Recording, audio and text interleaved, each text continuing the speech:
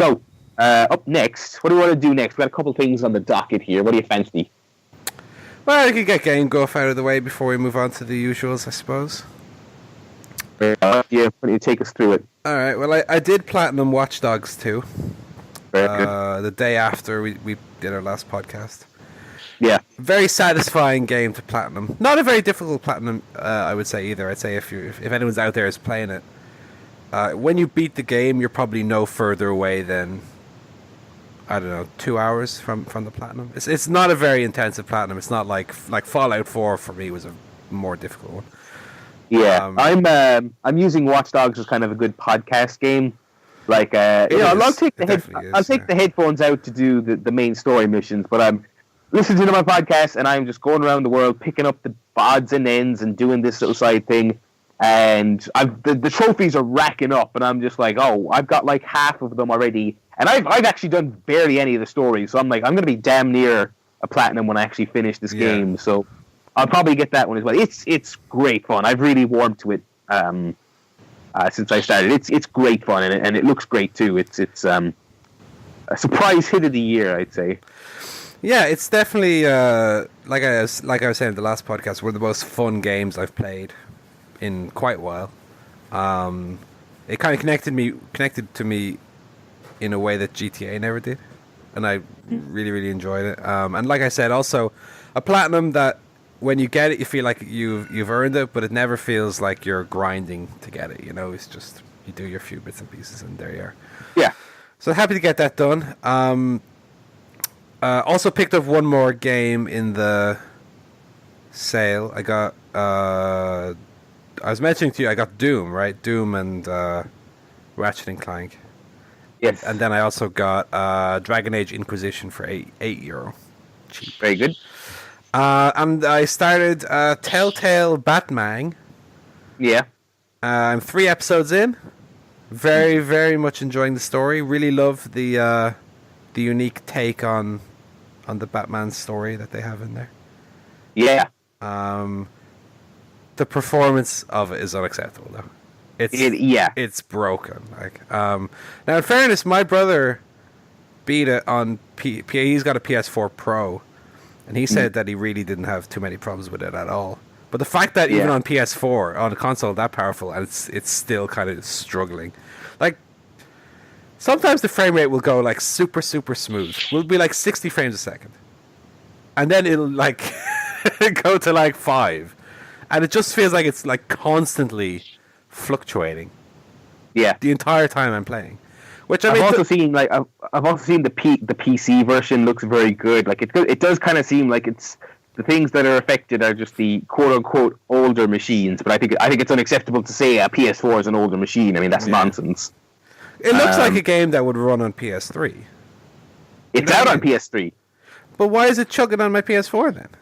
I wish I knew. The story, like I say though, is I'm really, really loving. Yeah, it's interesting. It's also the first Telltale game I've ever played.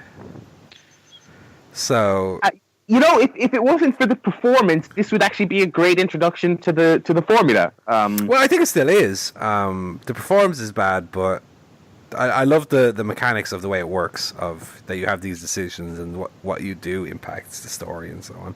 Yeah, it's and the good news for you, I guess, is that the engine and the performance seem to get worse chronologically. Like I don't know what the science of it is, but it feels like their issues are like compounding over time because I think each subsequent release is worse. So if you go into the back catalog, it'll actually get better. Yeah, I'll play it in reverse order. If you do finish this, I would say give Wolf Among Us a shot.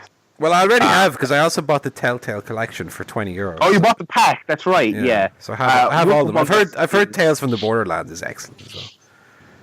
Tales from Borderlands, the two of them I think are real sleeper hits. Tales is funny, which not a lot of games are. I genuinely was endeared to Tales, but Wolf Among Us, that's as burned out as I am, and I've sworn off Telltale for a while. If they do a season 2 of that, I'm all in because it's a great concept, and it's based on a comic book that I and a lot of people, and I'm sure you know nothing about. It's not like Batman where it's this big pop culture behemoth.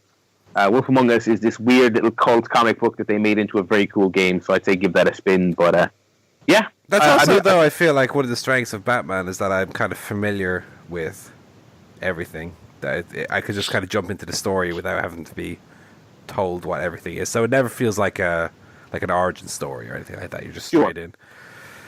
Yeah, I definitely enjoy it. One thing that's funny though is I keep putting like the controller down because as if I'm watching a cutscene. Then I'm like, oh geez, I need to pick this up in case there's like a prompt now in a second. And I've always kind of on edge about that. But yeah, I like the length of the episodes. I'm just at the start of episode 4, so I'll probably have it beaten by the end of the week. And like I say, very much enjoying it. Some of the decisions are really, really hard. Where you're like, oh god, what do I do here? But I'm kind of playing. The way I'm playing is I'm playing Batman very, very strong morals, very strong sense of what is right. That's how I play Batman. Bruce Wayne, I play a little bit, not slimier, but a little bit less limited based on morals because I understand, he's a businessman, he's a playboy, a little bit looser. And yeah, I'm really, really, really enjoying it. And also in the week, Nintendo had their little Switch conference. That's right. You and I. Mario's gonna kiss a girl. You and I were kind of very briefly talking on Twitter about it. So where do we even start with the Switch? Obviously, I'm a very big Nintendo fanboy. You might say. I've had every single console they've put out since the Super Nintendo. Mark. What a fucking mark. I really was not impressed with the Switch presentation. I thought 2 games looked good. I thought Mario looked quite good, Mario Odyssey, and I thought the Zelda trailer they showed was incredible. Yeah. Outside of that, I thought it looked like shite. I thought all the games were bad. There was not a single other game that I went, yeah, I'd get that as well.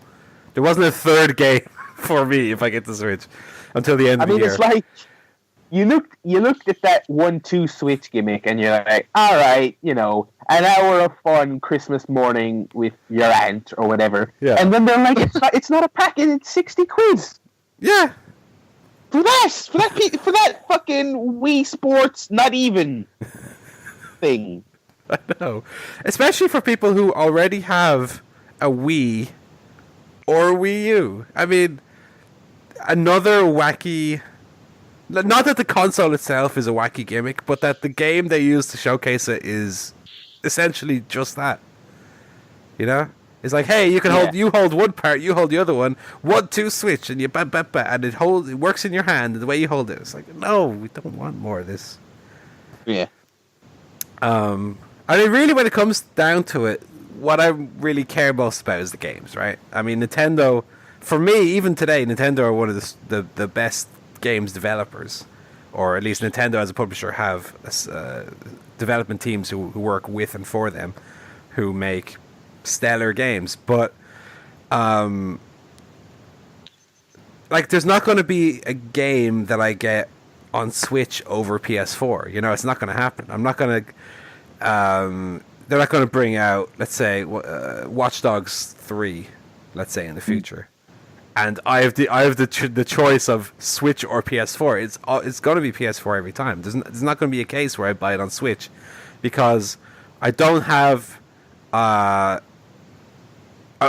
there's the trophies system already kind of has me locked into PS4 in that way.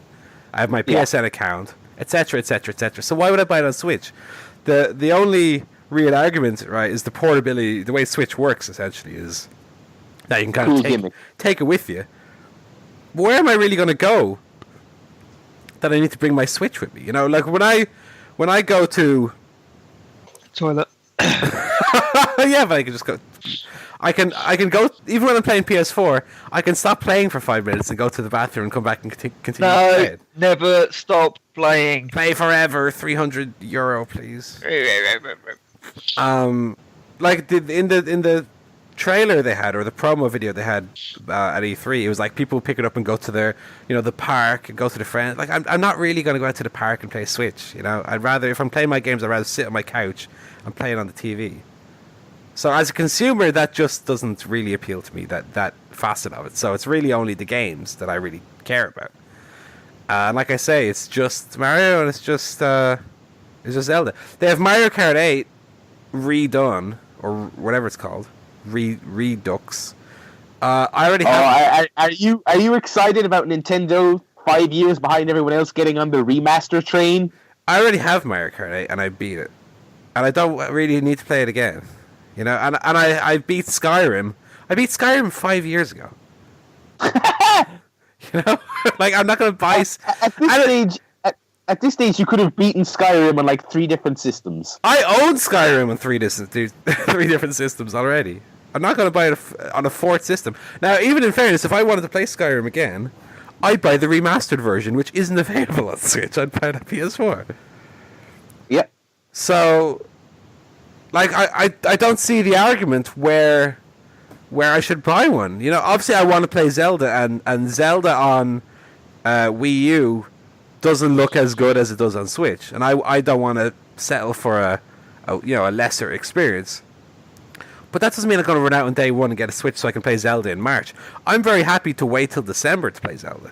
I've just bought 18 games during the January sale on PSN. Like, I'm totally in now on the PlayStation train. Like, I don't have that affinity now for Nintendo consoles like I used to, because Nintendo for the last 3 generations are just completely out to lunch on the modern Western gaming community. Like, they brought out on Wii U, like, God, I've owned the Wii U now for about 3 years. Okay, yeah, maybe a little bit less. I think I own 6 games on it, and it's already dead. Like, it's a dead system. Yeah. So looking back on it, I don't regret buying it necessarily, because I really enjoyed the games I played. Like, I played hundreds of hours of Mario Kart on it. But I only have 6 games for it. It's not my priority or my primary games console. That's definitely PS4.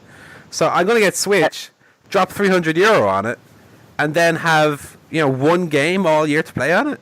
So essentially, I'm just paying €360 for a game. It's like, and it's like, look, people ran out to pre-order this thing, and they're like, oh, well, I liked my Wii U. It's like, okay, I know you, because as you said, there was great stuff on it. I'm sure people don't regret buying it because they enjoyed Smash Brothers, and they enjoyed, the people who liked Mario Maker were just over the moon with it. But in hindsight, were you really happy you forked out for this thing that you played 6 games on over the course of fucking 4 years? I mean, like... And it's just, and people, Nintendo just brings out the mark in people. It really does, because everyone ran out and pre-ordered this thing, and then it comes out today that, it didn't come out today, but like, they ran out and pre-ordered it, and then it was like, oh, by the way, like, there's no pack-in with it, there's no charger for the little things in it. The accessories are mental. Like, 50 quid for one of the Joy-Cons, like the left or the right are 50 quid. 80 quid for the 2 of them.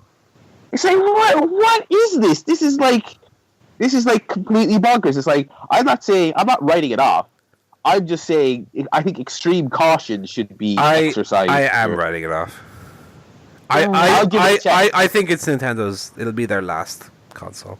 And then finally we'll just have them fucking developing for PlayStation. Thank God. So I can just not bother my whole Nintendo anymore. That Mario game looks good though. It's crazy to say, but I because it itself was a flop, but I think the GameCube was Nintendo's last great console. And ever since then, I don't know what the fuck they're doing. They're like Vince McMahon. They're totally out of touch. Foolish endeavors. Like, I just think they're so past it now. There's no way back. If they could either go the route of like PlayStation and Xbox and just try to put out a very powerful console to match that, but PlayStation and Xbox already have the user base installed, right? So they inevitably have to go the opposite route, which is to offer an experience which is unique to that console. But if the experience is ultimately giving a lesser range of games, a less powerful console for a similar price, like the price point of Switch is like $300, right? Yeah. And a PlayStation 4 is also $300 with a games library of like 300-400 games already, if you count all of the PSN games. You know, I mean, you could if you have a consumer, for example, who doesn't own a current gen games console, it's an obvious decision for me. You know, it's definitely buy a PS4. You have Uncharted, Watch Dogs 2, The Witcher 3. By the time Switch comes out, you have Horizon Zero Dawn, etc., etc., etc. Or you can have 1-2 Switch on the Switch, and Mario Kart, which was out on Wii U. Yeah. I was very, very disappointed. I know a lot of people were really hyped for it because of, again, mostly the portability of it. But a lot of the people I've been reading, whether it's IGN, Kind of Funny, etc., a lot of those people were excited because they're like, I can take it on the plane with me. I take a plane maybe once a year. You know, I'm not plane hopping every 2 weeks. So that advantage again is not there for me. And I'm not going to play it in the car because I get car sick if I look at a screen or something. And I'm not going to play it in the park because it's Ireland and it fucking rains all the time. And you know, I'm not going to play it at home because I have a PS4, and I'm not going to play it at my parents' house because if I go to my parents' house, I'm probably there to hang out with my parents and watch a football game or something. So why am I buying a Switch then? It's just the games. So what I did with the Wii U was when it came out, I said, I'm not going to buy a Wii U until there are at least 3 games for it that I want. So I'm going to apply that also to the Switch. I'm not going to buy a Switch until there is at least 3 games for it that I would play. I think that's the best way. I know I didn't follow that rule. Once Mario Kart came out, I said, fuck it, I want Mario Kart. But that'll also be the exception. If a new Mario Kart comes out, then I can buy it. Also, when I bought the Wii U, I wasn't paying rent. So it was a little easier to splurge the money on it. Now I've got rent. You're a grown-up now. Yeah. I've got an apartment and a little family to take care of. I can't be buying fucking Switches left and right. Those guinea pigs aren't going to feed themselves, you know. They don't, because I had to go to the shop today to buy food for them.